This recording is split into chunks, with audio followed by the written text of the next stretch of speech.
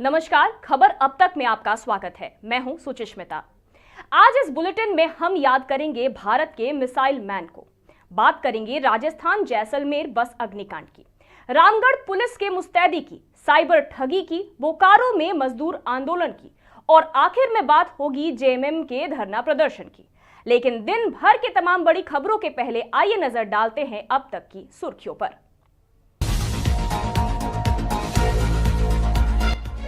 Missile man doctor APJ Abdul Kalam की जयंती पर देश कर रहा है उन्हें याद, पीएम मोदी ने किया ट्वीट।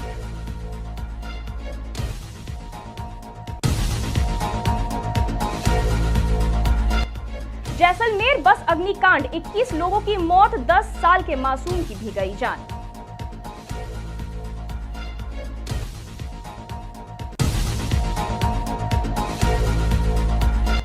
रामगढ़ पुलिस ने पांडे गिरोह के सरगना छोटू को किया गिरफ्तार, बच्चों के झगड़ों में बड़े अपराधी की एंट्री।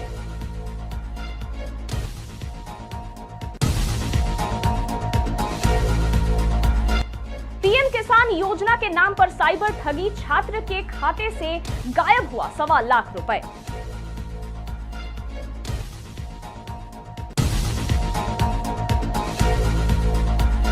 बोकारो अम्लो परियोजना में नए कोयला सैंपलिंग सिस्टम का विरोध, आंदोलन की चेतावनी।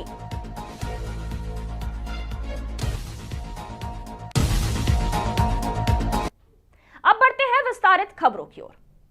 आज है भारत के पूर्व राष्ट्रपति और महान वैज्ञानिक डॉक्टर एपीजे अब्दुल कलाम की जयंती। डॉक्टर कलाम का जन्म 15 अक्टूबर 1931 को तमिलनाडु के रामेश्वरम में हुआ। वे एक साधारण परिवार से थे, लेकिन उनके सपने बहुत बड़े थे।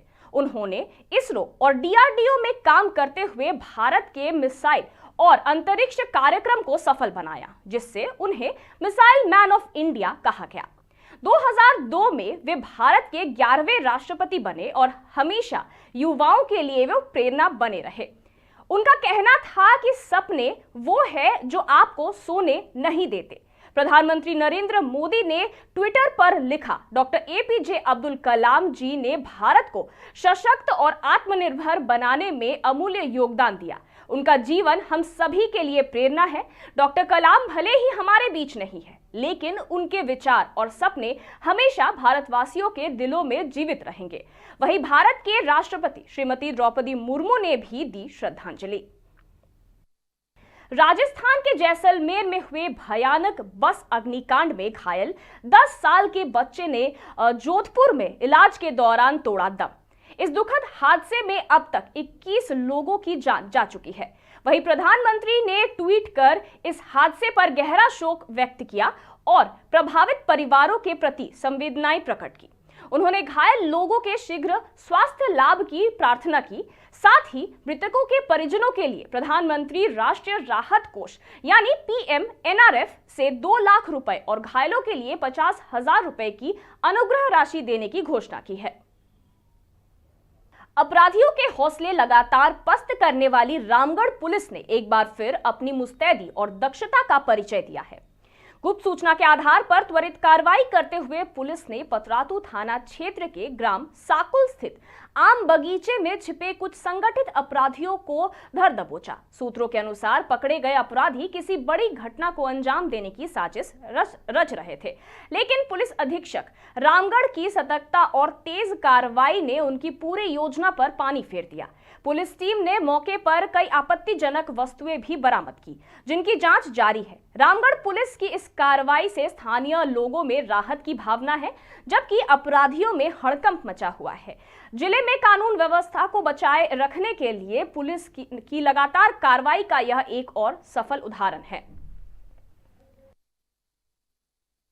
कल शाम में पतरातू थाना क्षेत्र के ब्लॉक कैंपस में कुछ बच्चे वॉलीबॉल खेल रहे थे और उसमें वॉलीबॉल में धीरे धीरे वो विवाद में तब्दील हो गया आपस में खेलते हुए, जिसमें जुगेश राम का बेटा आकाश राम और राजेश साहू का भतीजा आकाश, इनके बीच में काफ़ी झगड़ा हो गया। झगड़े को लेकर जब परिवार के लोग भी इसमें शामिल हो गए, उसमें जुगेश राम की पत्नी पे भी हमला किया गया, उसके सर पे गंभीर चोट आई। इस मामले को लेकर तुरंत पतरातू थाने में एफआईआर दर्ज किया गया और एफआईआर संख्या 248/25 त्वरित दर्ज करके इसमें कार्रवाई की गई।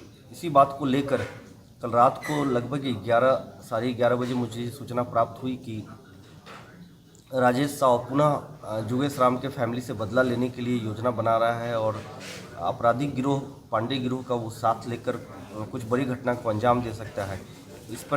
तुरंत इस सूचना पे हमने अपने एसडीपीओ पतरातू गौरव गोस्वामी, थाना प्रभारी पतरातू शिवलाल, भदानी नगर प्रभारी अख्तर अली, इनकी एक टीम बनाकर तुरंत त्वरित कार्रवाई के लिए भेजा और इसी में लगभग 12-12:30 बजे के बीच में पतरातू के साकुल के आम बगीचा में कुछ लोग वहां जमा हुए थे, योजना बना रहे थे। हमारी टीम के द्वारा तुरंत छापेमारी की गई, जिसमें कि 6-7 व्यक्ति थे, उसमें 2 व्यक्ति को दौड़ के पकड़ा गया। हजारीबाग में पीएम किसान सम्मान निधि योजना के नाम पर साइबर ठगी का मामला सामने आया है। बरही प्रखंड के रईस यादव के खाते से 1.25 लाख रुपए अचानक गायब हो गए। रईस के अनुसार वह एक व्हाट्सएप ग्रुप का हिस्सा थे, जहां उन्हें पीएम किसान योजना से जुड़ा एक लिंक मिला। लाभ की उम्मीद में लिंक खोलते ही उनका मोबाइल हैक हो गया और कुछ ही मिनटों में बैंक खाते से करीब 1.25 लाख रुपए उड़ गए। उन्होंने बताया कि यह रकम परिवार की बचत थी और घर के जरूरी खर्च में इस्तेमाल होती थी। अब वह लगातार साइबर थाना और एसपी कार्यालय के चक्कर लगा रहे हैं ताकि रकम वापस मिल सके। पूरे मामले पर एसपी अंजन ने लोगों से सावधानी बरतने की अपील की है। उन्होंने कहा कि किसी भी अज्ञात या संदिग्ध लिंक पर क्लिक ना करें। साइबर अपराधी सरकारी योजनाओं का झूठ लालच देकर लोगों को ठग रहे हैं। यह पहला मामला नहीं है, जिले में पहले भी कई लोग इस तरह की ठगी का शिकार हो चुके हैं। पीएम किसान योजना जैसे सरकारी लाभ योजनाओं के नाम पर ठगी होना गंभीर चिंता का विषय बन गया है। एक व्हाट्सएप में पीएम किसान का लिंक आया, उसको टिपे हैं और उसको रजिस्टर किए हैं। फिर उसको मेरा पैसा कटने लगा, 1,30,000 कट गया। तो उसके बाद आए साइबर थाना पास गए थे, उसको एप्लीकेशन दे दिए।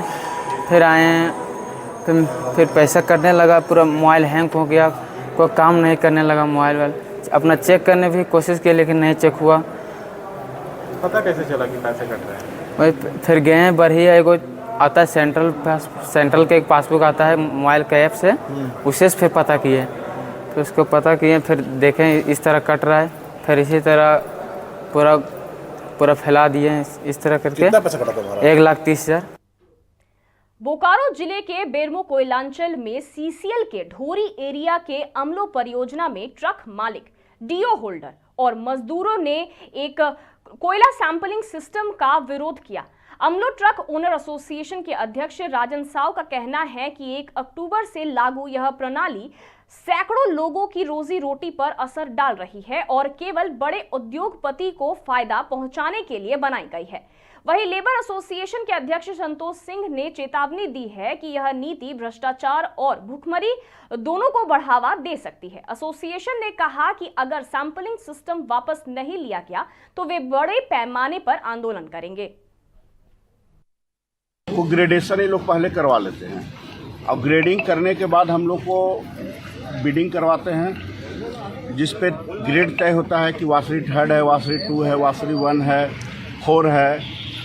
उसी के माध्यम से बिडिंग हम लोग करते हैं और ऑक्शन प्राइस, जिस बिड पे हम लोग ऑक्शन करते हैं उसका प्राइस जमा करते हैं। तो 1 तारीख से इन लोगों ने नया नियम को लागू किया है, जिस पे इन लोगों का कहना है कि आज अगर गाड़ी लोड हुई तो उस गाड़ी का ग्रेडेशन आज करेंगे और उसका रिपोर्ट करेंगे 10 दिन के बाद।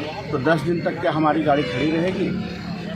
और अगर हम बीड कर लाएँ 5,000 रुपया में, 5500 रुपया में, तो उस पर 1,150 रुपये का अतिरिक्त भार इन लोगों ने दिया है, जिसका दूसरे अकाउंट में जमा करना है। और उस पैसा को ये मॉर्गेज के तौर पे रखेंगे कि 1,150 रुपये प्रति टन। अगर कोई 100 टन जमा किए हैं कोयला, तो किसी कारण से वो बेचारा अपना जीविका हम लोग चला रहे हैं, 5,50,000 जमा करना है, तो उसमें अतिरिक्त भार 1,10,000 15,000 रुपये का दे रहे हैं। और जिसका कोल इंडिया का कहना है कि वो पैसा 6 महीने के बाद ग्रेडेशन के हिसाब से आपको वापस किया जाएगा या तो मेकअप किया जाएगा। देश भर में बहुजन समाज के अधिकारों और संविधान की रक्षा को लेकर भारत मुक्ति मोर्चा सहित कई बहुजन संगठनों ने चरणबद्ध धरना प्रदर्शन किया। इस कड़ी में बुधवार को धनबाद के रणधीर वर्मा चौक पर भारी संख्या में प्रदर्शनकारी जुटे और सरकार की बहुजन विरोधी नीतियों के खिलाफ आवाज बुलंद की। प्रदर्शन का मुख्य उद्देश्य केंद्र और राज्य सरकार की नीतियों में सामाजिक न्याय की अपेक्षा पिछड़े वर्ग और अन्य जातियों की जातीय जनगणना न कराए जाने और आदिवासियों पर हो रहे अन्याय के खिलाफ कार्रवाई की और सभी चुनाव में ईवीएम हटाकर बैलेट पेपर प्रणाली लागू करने की मांग रखी। आज का जो हम लोग का धरना और रैली का प्रदर्शन है, ये राष्ट्रीय स्तर का है। भारत के लगभग सभी जिला मुख्यालयों में आज किया जा रहा है भारत मुक्ति मोर्चा के बैनर तले। और हमारा सबसे मुख्य मांग जो है वो है ईवीएम का विरोध करना, बैलेट पेपर से चुनाव हो, ओबीसी की जाति आधारित जनगणना देश में अविलंब किया जाए। सीजेआई प्रकरण है, आईपीएस पूरन कुमार जी का आत्महत्या प्रकरण है। हमारी मुख्य मांगे हैं। पहला मांग हमारी ये है कि जो नई शिक्षा नीति लागू किया है उस शिक्षा नीति को ख़त्म किया जाए, क्योंकि इस देश में जो है कि दोहरी शिक्षा नीति चल रही है और दोहरी शिक्षा नीति से जो है कि हमारे देश का विकास नहीं हो सकता है। क्योंकि हम लोग जो है कि इक्वल की बात करते हैं, लेकिन यहाँ पर एजुकेशन में ही इक्वल नहीं है। खबर अब तक में फिलहाल इतना ही और खबरों के लिए देखते रहिए मिरर मीडिया।